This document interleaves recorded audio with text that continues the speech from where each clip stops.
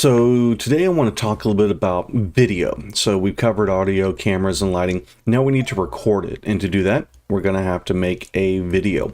And we're going to be talking about different types of video production. So the two main types of video that we work with in production is either going to be live or it's going to be recorded.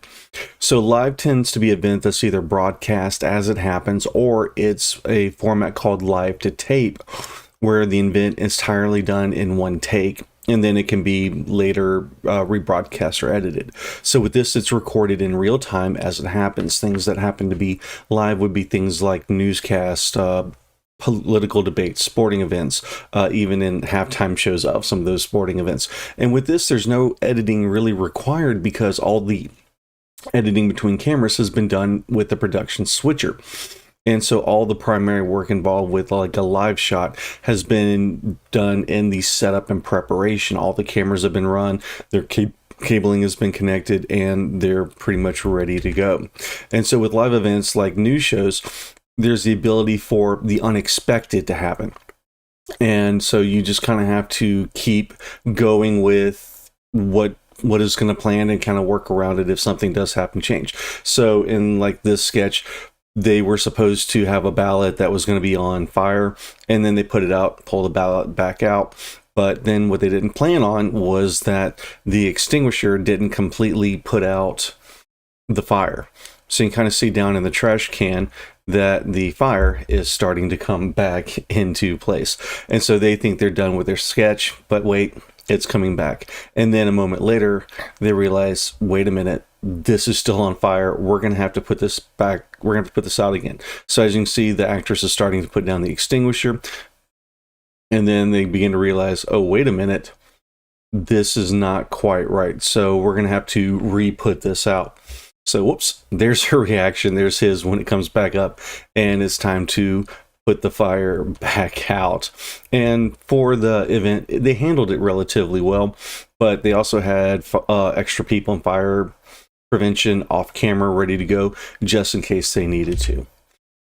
Now, if something like that had happened when it was a recorded event, well, they could have just stopped and reshot the same thing all over. So if something's recorded, you can have segments that are recorded and rearranged in different formats. So you can shoot your story out of sequence. So if you have two people talking, you can shoot all of one person talking first and then shoot all the other person talking and then edit them together. Any mistakes they made, like in the case of the fire, you could stop, reshoot it again, and correct those mistakes. There are going to be some times when the length of a program needs to be shortened.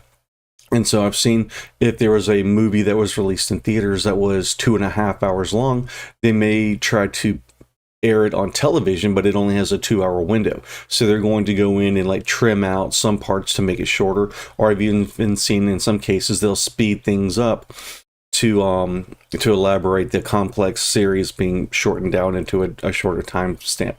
You can also go in and add special effects. So a lot of times things are shot on a blank background, if it's like green or blue, and they're able to replace that background with something like an outer space background or a desert or an alien planet, things like that.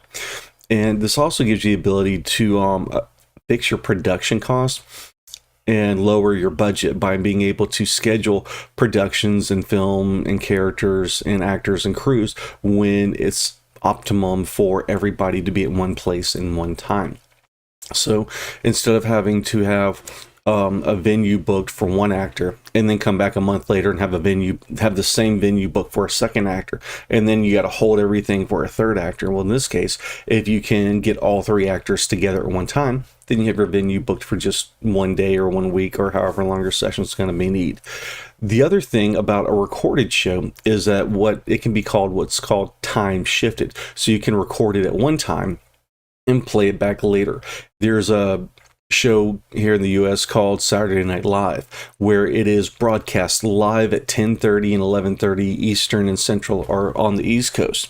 But then on the West Coast, they play a rebroadcasted or a tape delayed version so that they can watch it at 10:30 and 11 in their time zone. Otherwise, if they try to do it live across the nation, it would be like 11:30 in the Eastern and then about like 8:30 in the Western. So they do the time shift to let the Western Coast watch it for them what would be the same time as the Eastern, which would be like 10:30 and 11 at night. Now, so you can go in and you can add special effects with something that's been recorded. So when this scene was taken or shot, the actor was not on a platform in the middle of rain and ocean. All this was added later on through, so they're able to do special effects and like that. So again, you can time compress, you can speed things up, you can do a time shift or a tape delay, so it can air in Tokyo at one point, Paris another, New York another time. You can go back and add special effects that you couldn't really do with a live shot. It gives you the ability to schedule all of your talents so they can be in one space at one time.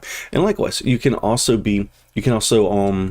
reshoot things out of order, and that way it's easier without increasing your travel time and your location. So if you're trying to shoot things over a year and you want to get some things in the winter and some things in the summer, you don't have to keep like waiting for the seasons. And likewise, if there is a mistake, and as this says, well, I guess it's easier if I just disappear. So if there's a mistake that's been made, then you can redo that mistake and fix it, make corrections, and shoot it again. So that's just a look at live versus recorded. Some of the pros and cons that are going to help you if you're going to shoot something. Then try to determine if you want to shoot this as a live production or if it's better to shoot it as a recorded show.